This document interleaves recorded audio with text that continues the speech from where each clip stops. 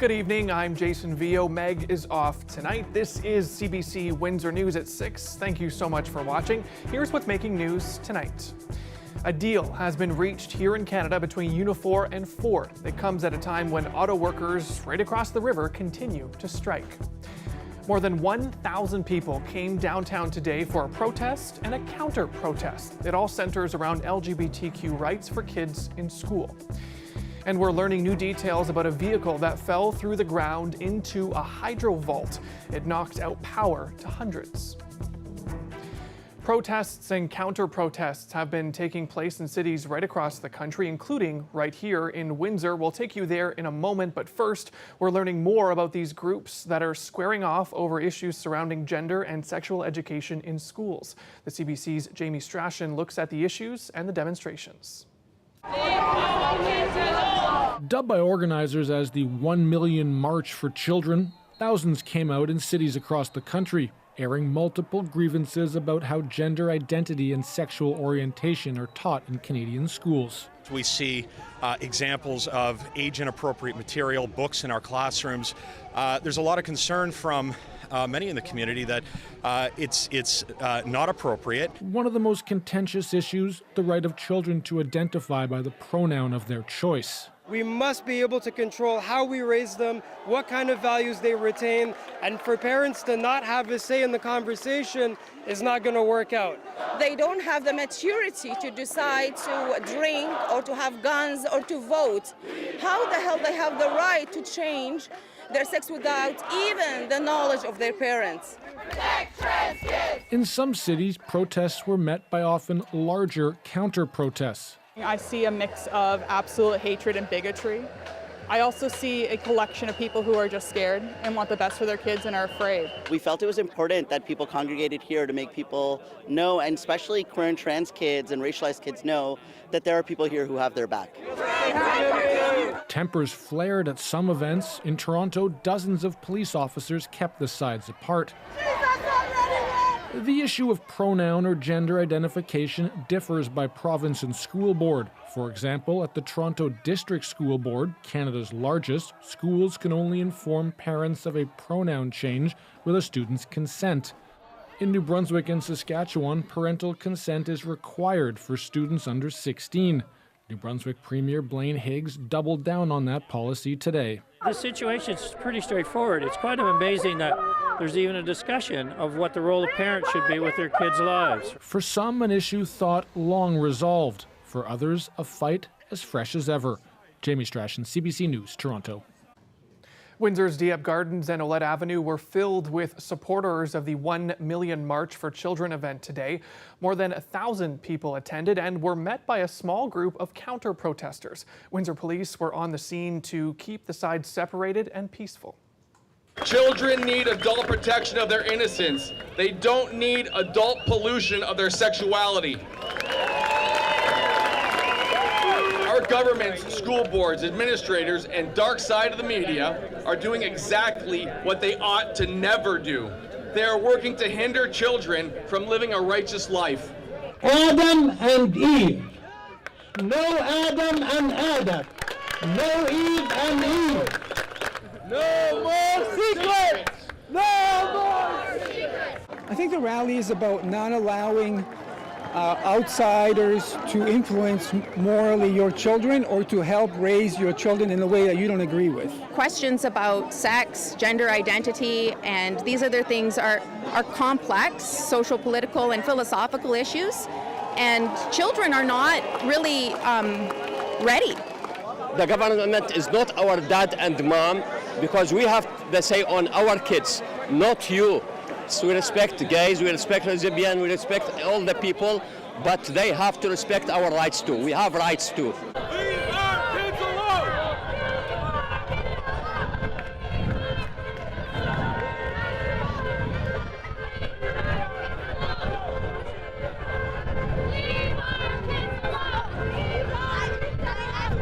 I felt the need to come here today because I needed to show support for my community, for my people, and I needed to show that other queer kids, trans kids, they don't need to feel secluded, they don't need to feel depressed, because there are people out there who love you and who are fighting for your rights.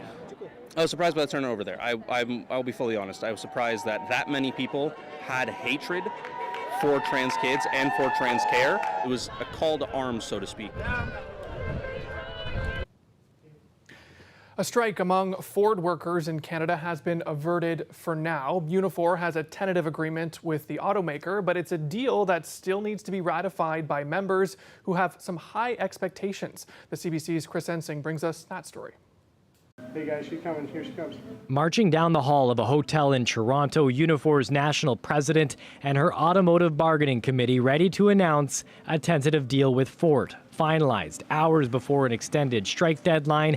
Promises of a generational contract. We believe we will change some lives with this agreement. Now more than 5,600 members, most working in Windsor or Oakville, must ratify the deal. We had some very strong expectations among our members. Entering bargaining, Unifor placed pensions, wages, job security, and investments as priorities. Are you able to provide any specifics on what the members are going to look at? No, because the members are going to see it first. Manufacturers in Canada welcome news of this tentative deal, while expressing fears about possible expanded strike action in the United States. 13,000 auto workers picketing 3 plants in 3 states run by Ford, Stellantis, and General Motors. As the strike hits day 6, GM says it is idling a plant in Kansas that employs 2,000 people, while Stellantis expects to lay off 300 auto workers in Ohio and Indiana. They say it's the ripple effect of the strike. These moves have parts makers and manufacturers worried. An industry group saying the strike has already had a significant impact on the supply chain, creating another headwind for an already slowing Canadian economy.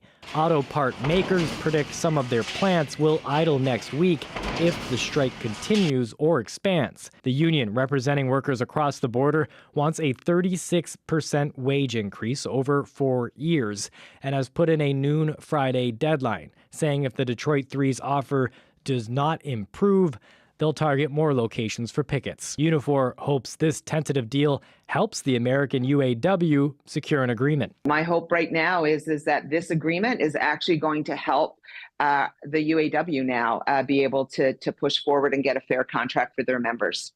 Members will vote Saturday on this 3-year contract. Results should be known on Sunday. If it's ratified, Unifor will begin bargaining with GM or Stellantis. Payne would not say which company is next. Chris Ensing, CBC News, Windsor. Some businesses and residents in downtown Windsor are still without power right now. That outage started yesterday when a van fell through a grate framed in cement in an alley right into an underground electrical vault. The CBC's Dale Molnar has the very latest. Enwin reports that there are 29 businesses in the 300 block of Olette Avenue and in the Royal Windsor Terrace that are still without power. A major chunk of downtown Windsor was plunged into the dark yesterday when this van fell into an electrical vault that is part of the high-rise building. It damaged electrical equipment. Enwin managed to get most of the downtown back up by midnight. Misty Sergi is one of the affected business owners. It's obviously not good, but I think the uncertainty of when we're going to get power is even worse because we don't really have a timeline on it right now. This isn't the first rodeo for lawyer Paul Lesko, who was right in the middle of a court proceeding online when the power went out. This is the second time I've had an office. I was in the West Court a couple of years ago. It burnt down. I'm hoping it gets back together. I have tenants now, and we got work going on every day. We're a criminal defense firm, and we're working every day, and hopefully we'll get this back up. The manager of the building says while the residents don't have any hydro, there is emergency power for lighting in the hallways and for an elevator. They have water, but not hot water because there is no gas. Hoping that we're going to have a very soon because his fridge is out of order. Hoping that my freezer don't melt. Enbridge was working to cut gas to the electrical vault for safety today. The city is working with the building managers to get the van out. Enwin says when that happens, they can get in and clear the debris and repair the damage. But they say it will likely take several days to get the power restored. The hydro operations manager says they might be able to reroute power to the area. We will consider that as we go forward, but as yet we haven't made any plans. City engineers are working to assess why the collapse happened. So far, there are no orders against the building and no charges, but the city's building department will be involved in future plans to ensure this doesn't happen again. The future reports would be required to determine the extent of the damage as well as the required repairs for the building. The BIA is working with the city to bring in garbage bins for Palisher Street because it can't be picked up in the alley. You know, with the BIA, we are in touch with the city and with city services on a regular basis, and we're working this afternoon to get the updates that we have out to our membership. Again, talking about how we're going to manage garbage collection, and as we get to next steps, we'll be working to communicate that to our member businesses. And tells CBC News the managers of the building expect to be able to remove the van sometime today. Dale Molnar, CBC News, Windsor. A familiar face will be taking the reins at Essex Windsor EMS. Justin Lammers has been named the new chief there. Lammers is currently the service's deputy chief of planning and physical resources. He first joined in 2005. Lammers has filled a number of roles over the years. Those include working as an advanced care paramedic and professional standards captain. Now, he is replacing Bruce Crowder, who has served as chief for the last 10 years and as a paramedic for 42 years. Crowder will retire in February of next year, but he will stay on as an advisor after Lammers takes over in October to help ensure a smooth transition.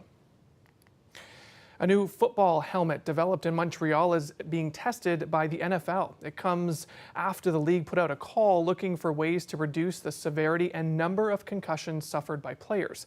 The helmet, called the Gladiator, is getting a tryout with the University of Montreal's football team. CBC's Jennifer Yoon has more. There's a new helmet that's going to hit the fields of the NFL, and it's been developed right here in Montreal. It's very light, it's very tight too, but it's comfortable. How often do you get hit in your job? Every play. Every play? Yeah, every play. Every play I have a contact with the other people or the player. The hope is that this helmet would better absorb the impact.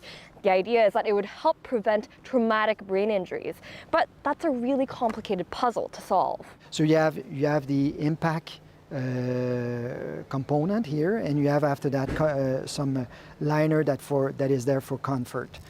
There are 3D printed shock absorbers inside this helmet, particular geometric shapes that are lighter and more efficient than those in traditional helmets, according to developers. What we're tapping into here is the possibility to have each of these pads being tuned for specific use, either your position, your style of play, the type of impact that's going to be happening. For the first stage is for football helmet, but we're hoping to apply this to other applications, other use. We certainly don't want to discourage innovation in the space, but the reality is for solving the concussion crisis, it's probably not just going to be a better helmet. There's not really a good way of preventing the brain from sloshing around in the skull, and a helmet just can't do that. So will this helmet completely eliminate concussions in football? Probably not, but developers are hoping that it'll be a part of the solution, as are researchers who gave them advice early on in their development. That's called a leap of faith, which sometimes it's okay to do. Sometimes we're never going to know for certain everything. And here they took a risk. That's part of human nature. 15 NFL teams are trying out the helmets now. Jennifer Yoon, CBC News, Montreal. A long-time piece of Ford City public art has disappeared, but there are plans to bring it back. The mural's coming down, exposing all the boarded up mess that we were trying to hide in the first place is a sonic success, in my opinion. Like, I get to see renovations happening and spaces being used again properly. The mural of auto workers streaming out of the Ford factory was located at Whelpton and Droulard. Underneath it was a bricked up window with an old sign for a convenience store painted on it. The mural came down so the building could get a much needed renovation. It was one of several murals added around Ford City in 2000 as a part of a grant to beautify the neighborhood. DeFazio says he'd like to see the mural relocated to a fence that borders the Ford plant. It's now safely in storage with the City of Windsor, and the city says it will be reinstalled in the community after public consultation. And construction on Sandwich Street has recently unearthed a piece of the area's history. Trolley car rail ties dating back to the early part of the 20th century were discovered there. It's a reminder about the once vibrant trolley car lines that ran from Windsor all the way to Amherstburg. CBC Windsor video producer Mike Evans spoke with a public transportation historian to find out why they were left behind. Now these are the very first streetcars, 1886, when they ran from Walkerville to Windsor. When the Amherstburg car was discontinued, they tore the rails up, but not the ties. The ties generally were covered up with asphalt at some point. A lot of farmers took the ties too. They could use them on the farms, and it saved the railroad company to say haul them away at times. But the rail was worth money. I still saw a lot of the nails were still sitting in there and other pieces of metal as well. Yeah. Well, you probably saw some plates that the rail would have sat on and the spikes. So I'm going to say late 20s, early 30s, those ties have been there. How common is this when we're doing construction road work in the city of Windsor that we uncover things that people just buried? For when it comes to the streetcars, I think they find it quite often. I mean, I think on Wyandotte out there in Walkerville, they were rebuilding that, and they found some ties and rail. And even downtown on Pitt, around there on Lett, they found all kinds of track. And that track ran out of Lett Avenue and all over the city. And what they just basically did was asphalt over it. It was easier to take asphalt than to try to take the rail and tie all out from a cost standpoint. When was the last year that the streetcar ran between Windsor and Amherstburg? That would have been in 38, probably around the end of April. I think it was mid-May of 38, they had the rail all picked up. Still to come, sunflowers and sunshine. We'll have both for you right after the break. Stay with us for a look at your local weather forecast.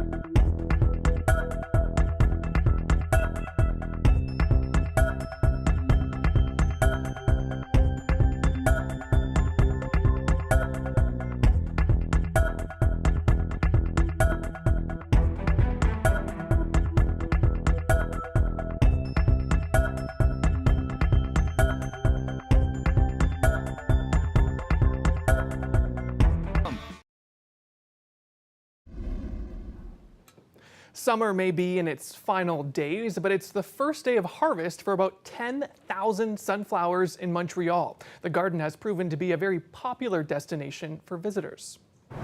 C'est grâce à l'audace de toutes ces personnes que nous y sommes arrivés.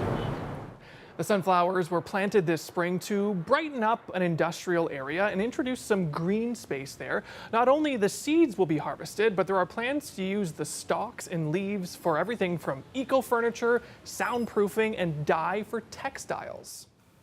And Colette Kennedy joins us live now for a look at weather. Colette, some beautiful sunflowers. I always love the color of those kind of popping off the screen there. Beautiful weather today as well as we transition from summer into fall as well. You couldn't really ask for a better day. Yeah, so many nice things going on. I love the sunflower. I've mentioned on the show before I was born and grew up in Kansas, and that is our state flower, Kansas. And also, wherever you may find them, just the way they follow the sun. So they'll follow the face of them with the sun through the day, starting in the east, and then they turn to the west by the end of the day. So just very, very cool. Looking at our daily stats, it's a +4 here, right? In terms of a normal high and normal low. And you do the math there. We're running above seasonal. I know you could probably feel it today. And a lot of that warmth, I mean, readings in the upper 20s, 30 degrees in Minneapolis. There's some real warmth here. We just kind of tucked into it a little bit today, now dropping down there towards 23 degrees, Chatham, Kent at 21 and Sarnia at 22. And it's kind of the dividing line here along the warm front. So it's nosing into the province a little bit further to the east. It's not really there, although it's still fine weather. It's just not seeing that heat and the temperatures above normal as much. So along that frontal boundary, there is some unsettled weather, a few scattered showers that have developed, and that's going to kind of linger here through tomorrow. So to the east of Windsor, but if you're going to be traveling or anyone around the London area through those regions, pop-up or isolated showers, certainly not out of the question, and it'll mostly be dry, but then you could just very briefly get kind of a heavier downpour with that system there. It has brought us some of the extra cloud cover until late this afternoon when we saw more of that clearing as it kind of moves through, and that's really the story, is that at times we get into some of the cloud situation with this, and less of it being the precipitation, because there's not a whole lot here. That warmth, will it be building the next couple of days? Yeah, or at least a few more days seeing similar conditions to today. I think tomorrow actually a little bit warmer. The overnight temperatures too, a real contrast. This morning in Barrie, it was 2 degrees, and overnight tonight, look at all these readings now where some of that warmth is trying to stretch further east. For tomorrow then, here we go, that daytime high up to 26. Friday, 25, mostly sunny skies. And then Saturday, there is going to be more cloud cover that will be rolling in, and the temperatures are going to be coming down a little bit. But at this time, Jason, I'm not putting showers in the forecast for a few days. That slight chance tonight, and then that's kind of it.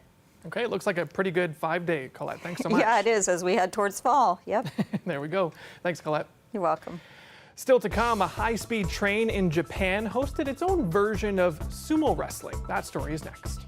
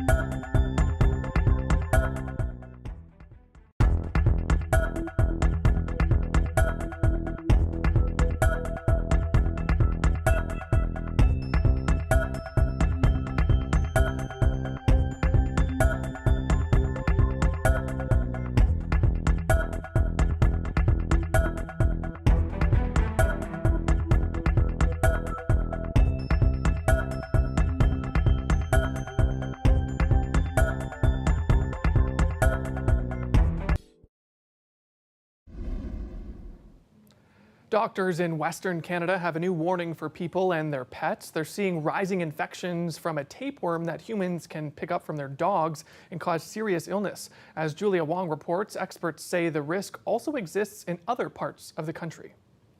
For Dave Rajat, feeling sick was the first sign something was off. I had jaundice, had some pain in my gallbladder area. After weeks of tests, biopsies on a tumor, and a scare he might have cancer, the Saskatchewan man learned last year he had a disease caused by a tapeworm known as Echinococcus multilocularis. Had you ever heard about this before? I hadn't, no, never, it wasn't. So when the doctor phoned originally and told us what it was, we had to write it down, and then we were Googling it. The tapeworm lives in the intestines of coyotes, and their feces contains eggs from the parasite. Humans get infected if they come into contact, typically through their pets. And so this is the Echinococcus multilocularis infection. This doctor says a person may not know they're sick for years, but tapeworm larvae will grow, usually in the liver, and form a mass that can destroy liver tissue. He says Alberta has become a hotspot for the disease, with the majority of patients pet owners. This parasite was likely imported from Europe, underwent a slight mutation, and has now has a stronghold in Alberta. And this researcher says it's very likely the number of cases is much higher. But we suspect that more people are probably carrying the parasite and just haven't presented with symptoms yet because it's got such a long kind of incubation period. And so it's tough to say really kind of the infection rate of this parasite right now. The disease is rare, but Waldner says people should stay alert in Alberta and beyond. I think it's very realistic to expect at some point cases will be diagnosed across the country. As for Rajat, he muses he may have become sick through his dog, who worked with him on his cattle farm and had a tumor a few years ago. Rajat is now on medication, but says it's difficult not knowing what the future holds. I would say that's probably one of the biggest things, is just the mental side of the unknowns. Experts say there are things you can do to reduce your chance of infection. They recommend washing your hands often when around pets, fencing off your gardens, and deworming your animals. Julia Wong, CBC News, Edmonton. The national sport of Japan is sumo wrestling. It's been around in various forms for nearly 2,000 years, and it's known for the ceremonies, rituals, and refined movements it involves. Seats for major tournaments sell out quickly.